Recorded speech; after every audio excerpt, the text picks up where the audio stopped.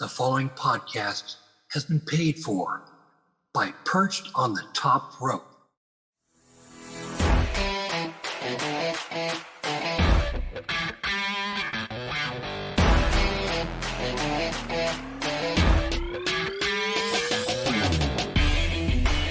The DSH, Lee Walker, the Adorable One, Alex Tom, and former WWE writer, Rob Hockman.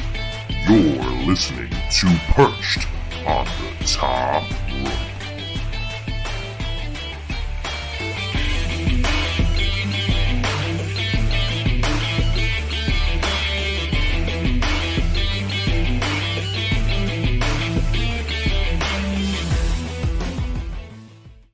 Welcome everyone to Perched on the Top Rope. I am your host, former Dirt Sheet writer from Ringside News, Sportskeeda, and others, including Daily DDT.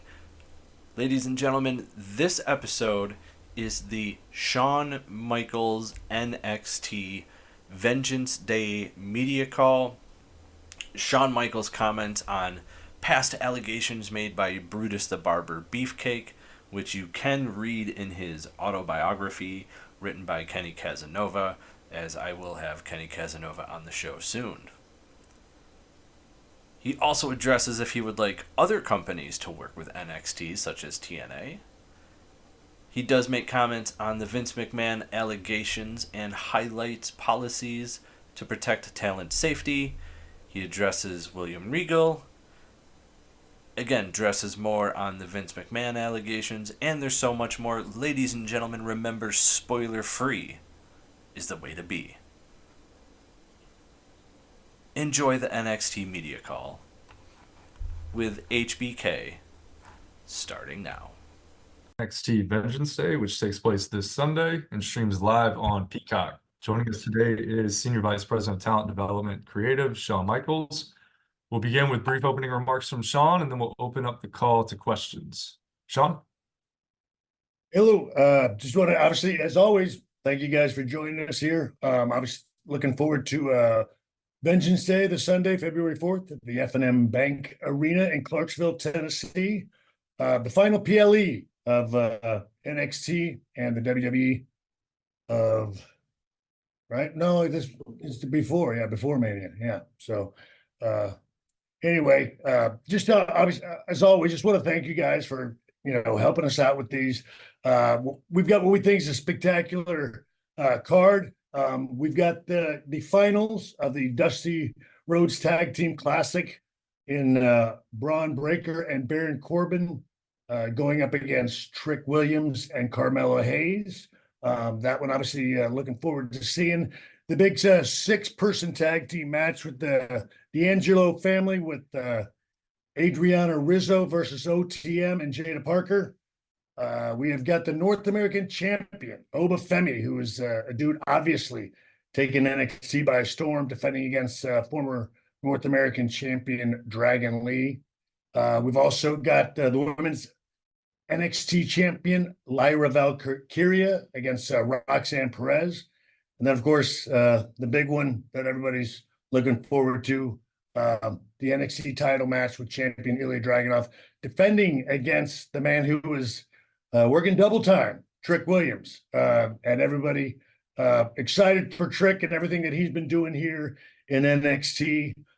So, look, Sunday's going to be a fantastic card for us. And obviously, looking forward to hearing those questions and comments about the show. So, guess we can get going if you'd like. Thanks, Shawn. We're now opening it up to questions. We kindly ask that you limit to one question each, and we'll get through as many as we can in the time allotted. If you do have a question, please use the raise hand function within Zoom. Our first question comes from Sean Ross Sapp. Sean?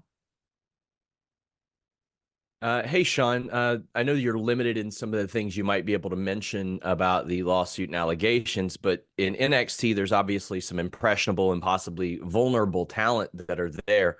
Are there protections in place for those that feel that they may be taken advantage of or put in uncomfortable positions? And if not, is that something you'd like to see done better? Yeah, well, look, I think you can always improve on that, but it's an incredibly sad situation. as everybody knows, I have very little, absolutely nothing to do, and gladly so, with the corporate stuff that goes on. We try to focus here in NXT on the young men and women that come through these doors. And we do. I think we foster a safe and supportive atmosphere down here. I know that they reinstalled and upgraded, I think in 2022, some of those, some of those regulations and whatnot. But look, we're always conscious of that. And one thing that I do, it's incredibly important to support the talent and give them a safe working environment. I like to think we do that, absolutely. But look, we will always continue to try to be better about that. And I'm very glad to say that I think we do a really fantastic job down here.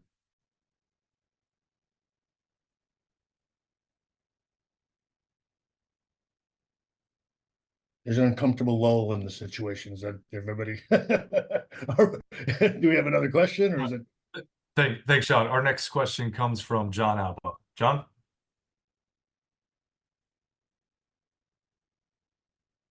Trying. There we go. Sorry, was unable to unmute myself there. Thanks so much, as always, Shawn, for taking the time to follow up on Shawn's question there a little bit.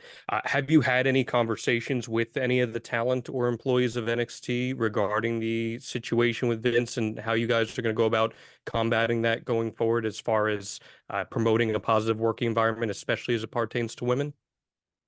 Well, so look, I have not, we obviously, everyone is aware of the situation and understands it. And like I said, it's an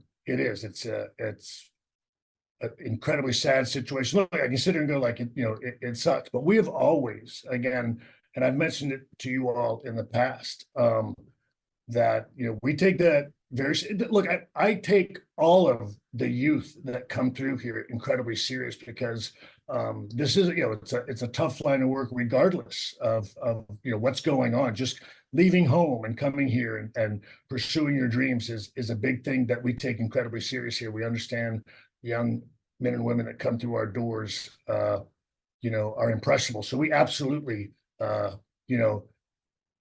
certainly encourage the openness and again, telling everybody to please, again, tell us the truth, and let us know how we can help. But that's something that, again, has been here for a long time, and we continue to do our best to improve on that, because it's one of the most important things to me, is to be able to ask those questions, you're afraid to ask. And so we certainly empower them to do that. And give them the opportunity to do that. Right now, I feel like everybody really is. I feel like everybody, and I know it, I don't know, I'm honestly not trying to spin it, coming off a Royal Rumble weekend, and even going into Vengeance Day, I think the talent in the WWE and in NXT as a whole are extremely excited about the future. And look, I know we are as well. And we're looking obviously to capitalize that at Vengeance Day, but tough situation, like I said, but I got to tell you, from a talent standpoint, and even from our standpoint, we feel like, the windows of heaven have opened up, and we're ready to go forward. Our next question comes from Stephanie Hypes. Stephanie? Hello. Thank you, Shawn, so much for doing this. Obviously, as a woman in the media, as a woman fan, we want nothing but the best for the women, obviously, in WWE. And I think you guys have done a great job of presenting them that way. Do you guys already have things in place to make sure they have a safe space to come to for you or someone in the back, if this was to come up again? We absolutely have all those policies in place. And as I say, we upgraded them in 2022. I have no doubt. Look, I know that they're going to be looking at continuing to improve those, but we absolutely do. We have, numerous people that our medical team, has outreach to go to outside of, especially even outside of the performance center, because we do understand that I can look at a talent, and my head writer and our coaches, as they do, we can tell them to tell us the truth, or express to us what's going on. but as you know, again, they may not feel comfortable doing that. So yes, we also provide help outside of here as well, and have people that we can that we work with to again get them in a what we feel like is a complete objective environment and not even associated with NXT or the WWE in that respect. Again, because we do, it's something, especially here. Again, we want everybody to be again focused on what it is they're doing and not have any struggles going forward. So, I like to think we really do a great job down here. And I think that's seen on a regular basis. Our next question comes from Ella J. Ella? Hi, Shawn. How are you? I'm doing well. Obviously, with the event coming up, we saw the recent return of William Regal, which is very exciting for the NXT brand. I was wondering, though, this is the first time we've seen him on WWE programming in a long time, about 2 years, actually. So can we expect to see him more on NXT programming going forward? Well, look, I do know that, look, he came down here, recently to endorse our new GM, Ava. And look, she's already wielding pretty good power here and doing a really good job. But look, as he had mentioned to Ava, that his phone is always open. He is there for her counsel in any way he can help. So look, I as well as I do here in NXT, when you have a staple and a foundational person like William Regal, I mean, you gotta have more than just one shot with him here and there. So look, I think everybody was extremely excited about his his brief cameo on NXT television. I have no doubt that we will have some other cameos by William Regal in the future as well. Thanks, Shawn. Our next question comes from Kimmy Sokol. Kimmy? Hi, Shawn. Hello there. So Ren Sinclair recently made her NXT debut in the #1 Guitarist Battle Royal, and she also had her first singles match against Lash Legend. How would you assess her performance so far in NXT? Well, look, I would say again, Ren has done fantastic because she just kind of came through the doors and she got thrown into the deep end right away. So look, I'm very proud of her already, just because she really did. It was a situation to where she had just joined us, and honestly, I have barely even gotten to know her. She's been off and running so quickly. But she came in with, I think, a little bit of knowledge. I don't think she was prepared for what she was getting thrown into, but I think she's done a great job of adapting, which bodes well for her going forward. And so, yes, I think she's made an impactful, debut here. I think she's done really well. She's had a challenging, situation put forth before, and she stood up to it. So yeah, no, we're very proud of her. Again, very quick progression here in NXT, and I hope she's excited about it, because again, it's one of those things where we weren't expecting it, so I know she wasn't expecting it, to be going this soon. So we're really proud of her, and I think she's it's one of those things. That's what we do here, right? This is developmental. I mean, and this is something that Ren Sinclair is sort of the epitome of that. I think she was with us for maybe 2 weeks, and boom, she was on live television, and you're going to watch her grow from this point going forward. I think it's going to be a fun ride and a fun journey, not just for her, but for the people watching as well. Our next question comes from Matthew Aguilar. Matthew? Hi, Shawn. How are you? Thank you so much for doing this. Very good. NXT had a big presence at the Royal Rumble with Roxanne and Mello and Braun and Tiffany, all I feel like getting big moments and showing out, especially Braun and Gunther and that whole moment. What did you think of those moments in the Rumble for them, and what it does for them, spotlighting them moving forward in their careers? Well, look, obviously huge for them, and huge for NXT. As always, I have a tendency to look at, again, I guess as I was telling them the other day, because again, after that, I had to pull them in Monday and look, I'm so proud of all of them. Braun and Mello and Tiffany are sort of, again, sort of I don't know, the foundational people that we built this around from the certainly my beginning. And it's been just a heck of a journey with them. And so I now know, I think, how Hunter feels all the time watching, again, a locker room full of his NXT guys just doing such a fantastic job out there. You really do. You're so proud of them. And to your point, I think everybody had really fantastic moments. It was fun and enjoyable for them. It was everything you wanted it to be and everything I think they hoped it would be. And that's always, the best. And look, I'll never get tired of, having Mello and Braun look at me from across the room and just come walking up and like, and hugging them after doing such a fantastic job. It's the reason, I don't know, it's the reason that I do this when you get to watch them and the look on their face.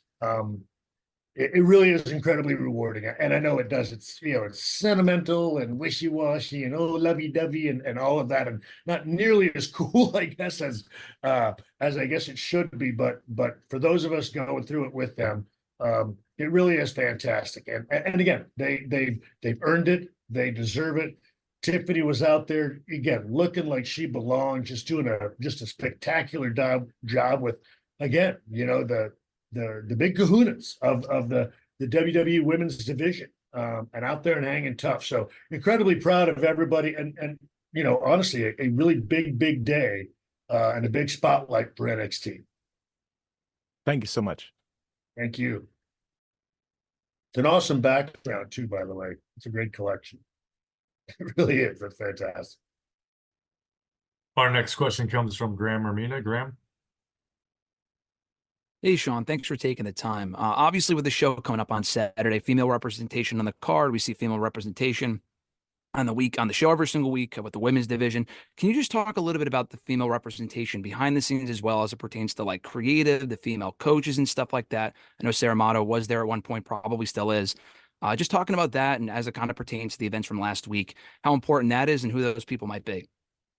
Well, look, the greatest thing is, as I've mentioned before, like we don't have to try hard to give our women the spotlight and give them a lot of focus on the show, because we just have so many incredible athletes coming in here and so many women that are just, I don't know, getting this down and learning this. And I guess I'm always, because it's people ask about Sarah and the coaches, and I suppose because Sarah's just so low key, she's here all the time. The only part, and she's at rehearsals for television. The only part she doesn't do is the actual putting the headset and calling the match at 8 o'clock at night because it's time to put the baby to bed. But Sarah is still here doing her magic as she's always done, because it's just, again, I will go on record as saying that I truly believe that, I don't know, the women in the WWE and, obviously, biased from my standpoint, and NXT are the best in the world.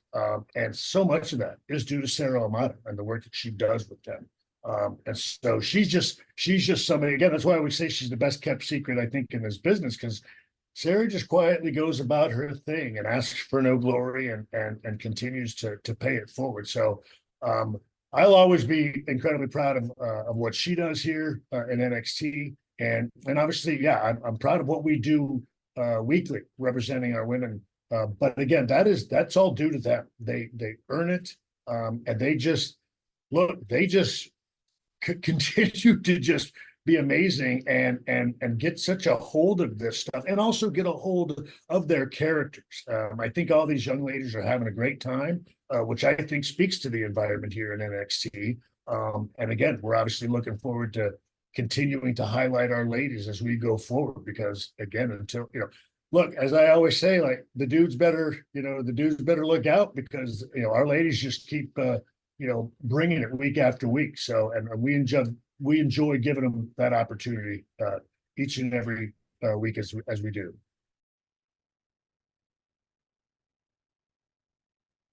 Our next question comes from Bill Pritchard. Bill? Hey, Shawn, how are you? Well, so I wanted to follow up on one of the comments you made earlier about upgrading the policies, the conduct policies in 2022. I was wondering if you could maybe highlight what some of those changes were compared to the old policies, and do you anticipate upgrading them again in light of the allegations and lawsuit against Vince McMahon? so look, I will be forthcoming and honest with you. I could not sit there and give you. I could corporately memorize, I guess. And if you would like, I will find it and read it off to you. But I guess Paul might be mad at me. no, but I'm just saying, they were, upgraded in 2022. The specifics of that, I will honestly tell you that I don't know and couldn't rattle them off for you if I tried. I can tell you that again, I have a daughter that comes here every week. And I will do anything I can to take care of the men and women that come through these doors. I want this to be an environment where they can feel comfortable and just allow them to focus on the job and the dream that they've entrusted us of trying to provide for them. When everything's said and done, that's what we are going to do here. I will, do anything again in my power to make sure that happens. I won't lie. I could care less what anybody puts down on a piece of paper, and not to imply that I don't care about it. It's just, I feel like if it's done genuinely and sincerely, looking out for our talent, nothing is more important than that. And as long as everybody in this building understands that, and if they don't, you know what I mean? The consequences are what they are, and they're going to be gone. But again, from my standpoint, I want all of our talent treated with respect that they deserve and that they've earned.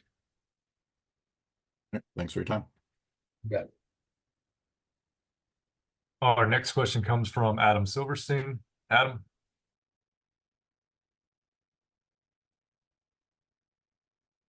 Hey, Shawn, sorry about that little technical glitch there. Following up on that question about Braun, Mello, and Tiffany, as you mentioned, they've largely been the foundational pieces of NXT, with Roxanne Perez and Trick Williams also getting featured a lot recently and having huge roles on TV. Is it fair to say that we might be seeing a sea change of sorts over the next couple of months from that top of the roster perspective in NXT, or is that something that might perhaps get delayed until that CW deal goes into effect in late 2024?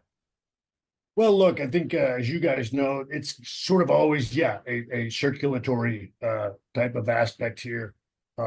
Look, I will say this, that those things kind of depend on call-ups and things of that nature. I will say this, I think the future is bright for all of them. We are always trying to sort of integrate new and younger talent as they come up. I feel like we do a really good job of highlighting as many casts and characters and performers as we can. I want to say that, I don't know if it was this last week's show or the week before, but someone telling me we've got 54 people on television this week. And again, in a 2-hour show, we got airtime for 54 different talent. So I think NXT does a great job of doing that.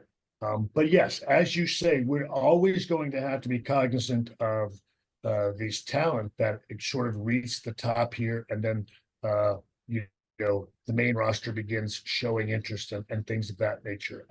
As you pointed out, I always think a role in the Rumble is certainly sort of a nod towards from the main roster, looking at like, okay, these are the ones we're sort of got our eye on. With WrestleMania around the corner, we're always cognizant of the call-ups and stuff like that afterwards. None of those things right now do I have in stone. So that's where it's always kind of challenging as you move forward.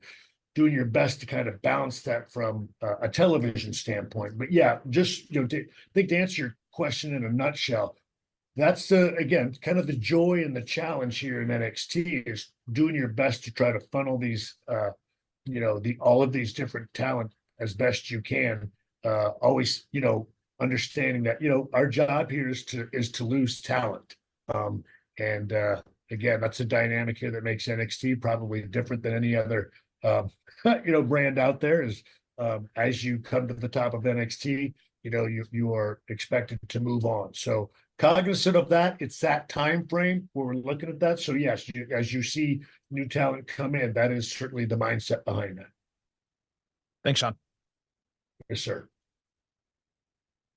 Our next question comes from Steve Hall. Steve? You.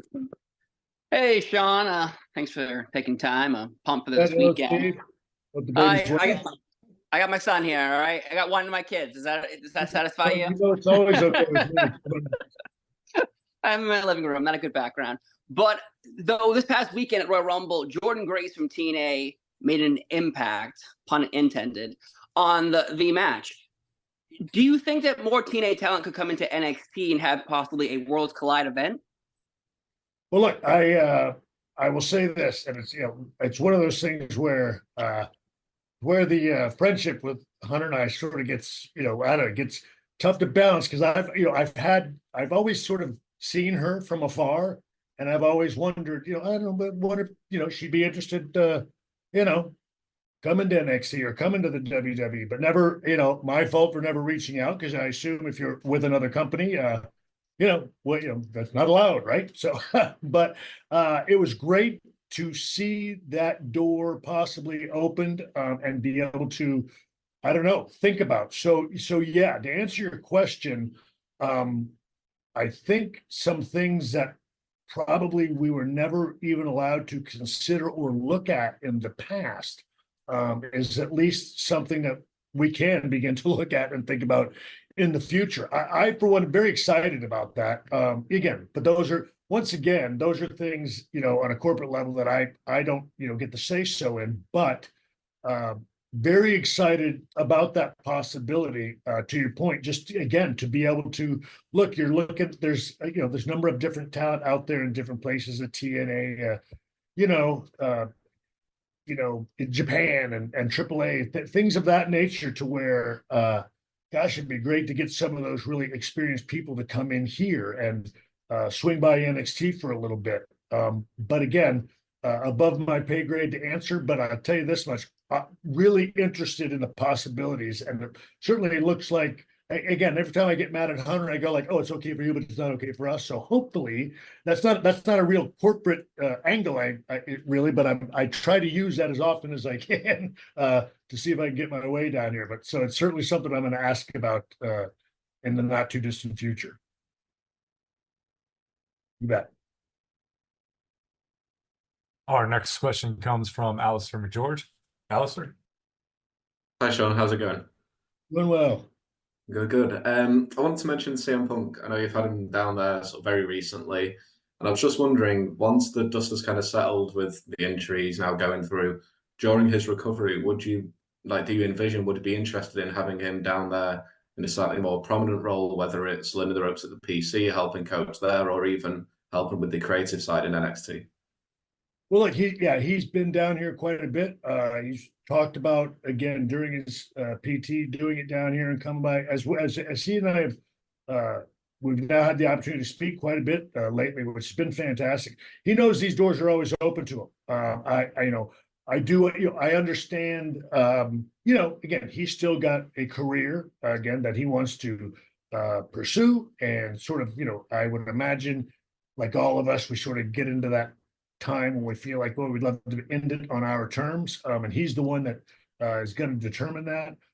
But yeah, he is, as we've said, he's welcome here anytime. I think he will, take us up on that. That is of no knowledge, is my personal opinion. And look, I think I know the talent enjoy having him here. It's a different perspective than what they get here on a weekly basis. I think that's healthy. And the more times you can have people coming in and maybe giving them a different, I don't know, thought process or insight on something. I don't know. I don't ever fear that kind of stuff. So looking forward to, again, the possibility of talking about that. And then, as far as when it comes to roles and stuff like that, I'd imagine from his standpoint, again, pure speculation on my side, he wants to probably, right now is his focus is getting healthy, then getting back in the ring, and maybe way back in there what he wants to do after that. But he knows that we're just a phone call away or a text away, and and he's got my number. So obviously welcome here anytime.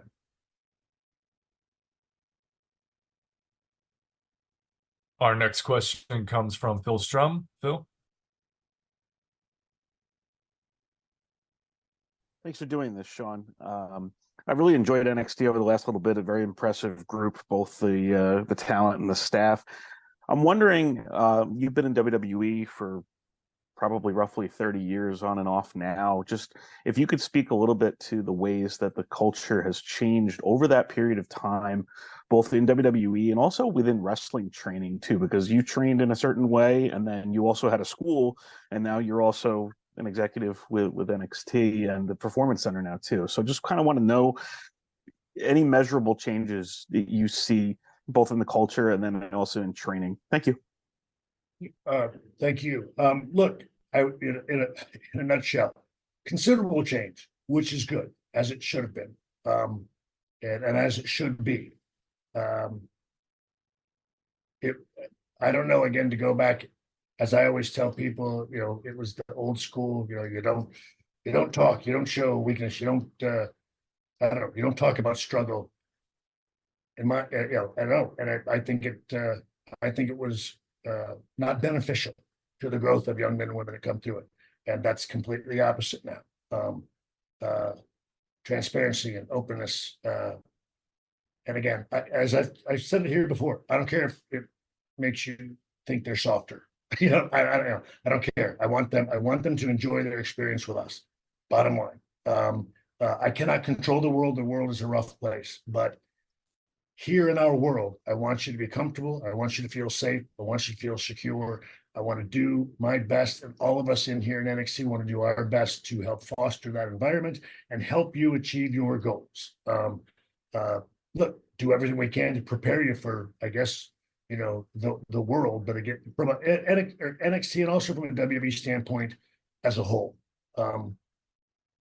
We'd like not just the shows and everything else to be fantastic and exciting. We'd like the environment to be fantastic and exciting, and I don't know, it isn't that hard to do. You know what I mean? It's to treat each other with, love and respect, and just do our jobs well. So I prefer the direction that we're heading, and I'm all aboard, and I will do absolutely everything I can to continue to foster that environment and that progress. Our next question comes from Nick Hausman. Nick? Hi, Shawn. Thank you very much for taking the time today. Yeah, Nick. There were allegations made by Brutus Beefcake 2 years ago about you and Marty Jannetty, and your behavior when you were younger men on the road with women. And, the H-bombs we heard about in Dark Side of the Ring were mentioned. I just wanted to give you a chance to address the allegations and let us know what you think. Sure. Look, I will say this, as I've never, shied away from the stupid stuff I did in the past. If you go back and ask Brutus Beefcake, he'll tell you, one, never seen any of that actually happen. Again, wrestling stories. He's also retracted it after saying it. I can say this, I've had a lot of struggles in my life. And I don't know how to say this without it sounding, shameful, but being with a lady was not something Shawn Michaels had a difficult time doing. I've never been in a situation where it was not consensual or any way, shape, or form. I've never taken advantage of someone in that respect. Those things are done for two reasons, and I've had a lot of counseling in my lifetime. And that, and the reason you do that stuff is because you dislike women or you have power issues. Shawn Michaels did not have those. He had insecurity issues, and he had problems feeling like he wasn't enough. That's why you go to drugs and downers. The other stuff is built on power and disrespect for women, which is something I've never had. So any accusations against me as far as non-consensual time with a woman simply is not true. And that's why they've never come up in anything other than, and I don't mean it to be mean to you guys, but it's never come up in anything other than wrestling stories. And I don't know what to say. Back in the day, it was dirt sheets. And those things start from guys spinning a lot of stories that were not true.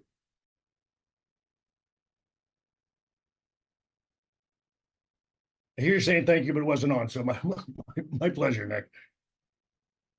Our next question comes from Rick Cucino. Rick?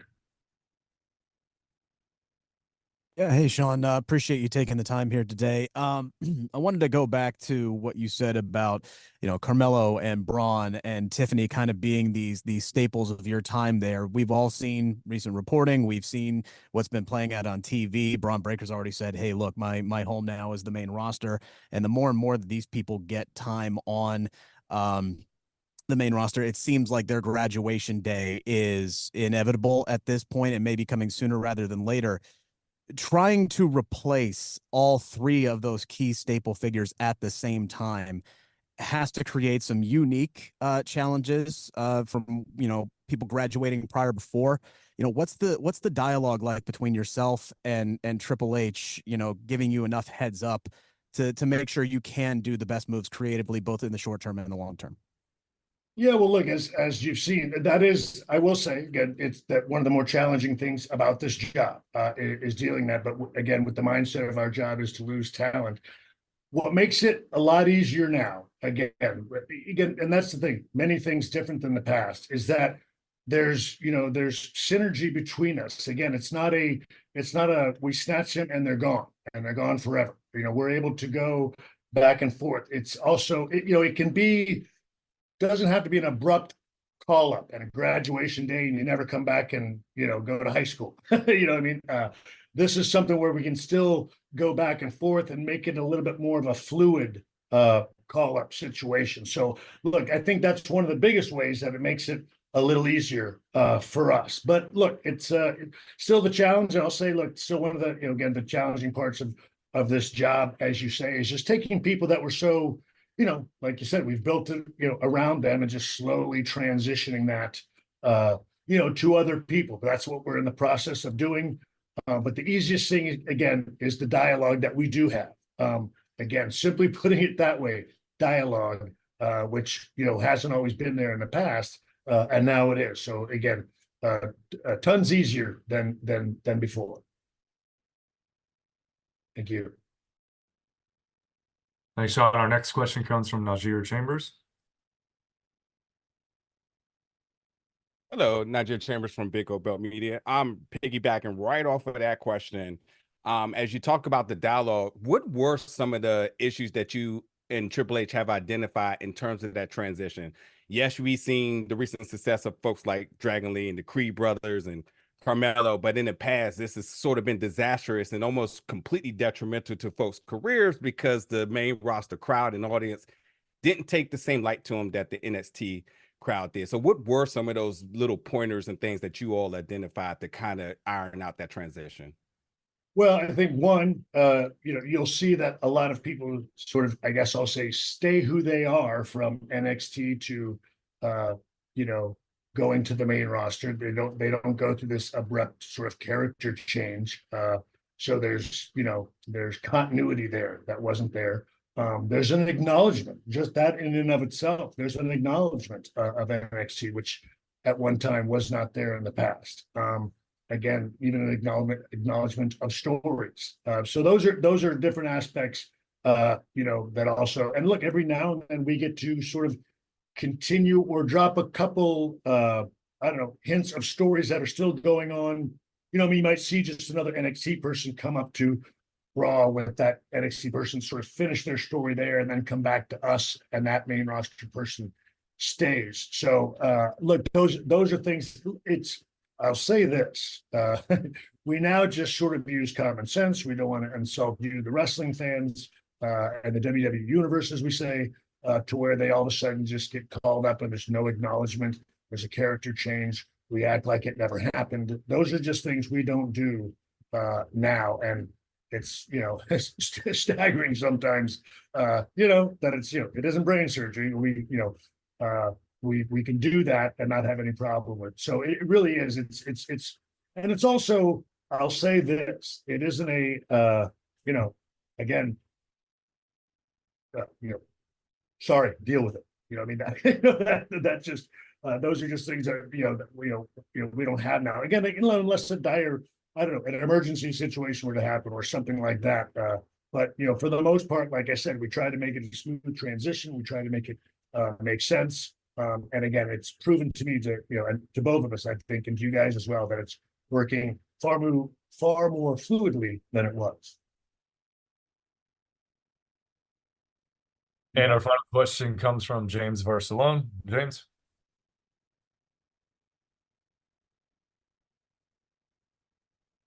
Okay, thank you. Really looking forward to the Dusty Tag Classic. Both teams in the finals. I think there's interesting stories with both teams. But I got to talk about, last week there were so many positives, and there was the one negative. And social media is such a big thing nowadays. And I'm just curious, Shawn, you, Sarah, Matt, the team, are you like taking the NXT kids, the NXT superstars, and having talks with them, no matter what it is about, or what they're posting and how they're posting, since they're new? Some of them are new to all this. Sure. Look, I always tell talent here that I think the social media aspect of what goes on in the industry is probably one of the more challenging things for their lives and their careers at this point. It's something that even came up yesterday, and someone said to me, well, everyone thinks this and everyone thinks that. And I was curious, who is everyone? And everyone now is always the social aspect. And for instance, I think NXT trended number 3 on Tuesday night. And trending number 3, as I looked into it, about 25,000 people. Again, not bad, but not everybody. We did 648, not the greatest, but not bad. 25,000 of the 648, that's not everybody. So I don't know how everybody felt about that. So again, I think that's one of the things that I feel like is challenging for our young superstars coming up, and just trying to help them to balance that. And all you can do, again, also from a social media standpoint, I think to tell them to be careful. And look, we certainly have, our media and all of our other, corporate folks that come down and help them with those things. They do their best to help them in that respect as well. But I will say, look, I think it is. I think that's one of the more challenging aspects for them going forward. For us in our day, again, it was, again, I don't know any other way to say it. There are numerous stories. There are things, again, I can take accountability for the things I did in the past. I'm just not going to do and take accountability for the ones I didn't do. And there are numerous ones out there that simply did not happen. I've stood next to people where we watched the same thing happen and listen to that guy tell a totally different story. So again, that's, and social media is sort of the same way in that respect. Again, not everyone is like that. But that's in our world now, we sort of qualify that social media world as everyone. And the best thing that we can do, again, is help our superstars balance that and I don't know, and do our best, again, not to let that affect them too negatively, I guess, going forward. And that goes back to just trying to foster a positive atmosphere around here, which is what we try to do. Thank you, Jim. Thanks, Shawn, and thank you all for joining. We'll end with final comments from Shawn. Yeah, again, thank you guys. I will say this, you guys, this is I don't know, I guess for me, I won't lie, it's the toughest one I've ever done. I'll say this, I understand and appreciate y'all doing your job, and you have to do that. I won't lie to you. It is, I don't know. You know, I'm not corporately trained, guys. I never have been. I hope, again, I hope I was at least clear and did as well as I could on that. I'll be honest, I won't lie to you. I want us to get back to the fun ones, and enjoying this business. That's why I do it. But again, I do appreciate you guys. You got to do your job, and I'm not, you know, it's not fair to you get mad, you know, for me to get mad at you about that. So again, I appreciate you guys once again. I hope, you know, after this, I hope we can talk about Vengeance Day. Hope we can focus on, you know, the future of NXT and incredibly talented young men and women that are coming up in this industry. I think there are tremendous times ahead if everyone will let us. Again, it's not to say that, you know, it wasn't rough, but man, the future is so bright. There's so much talent, you know, and again, and I know people that want to bring the best in what we do to the, you know, the WWE universe. So I hope we're able to, you know, put the past behind us. And again, not discounting any of the pain that is going on with that, but for us, you know, as the WWE to move forward, I don't know, again, in just a new era and embrace it and make the most of it and make it be everything you all want it to be. We're here to try to do that and look forward to the challenge. So anyway, thank you guys very much. You know, guess I'll end with, you know, Vengeance Day, Sunday, February 4th, you know, streaming on Peacock. Hope everybody will tune in, and thank you guys very much. And ladies as well. Thank you all again. A replay of today's call will be available shortly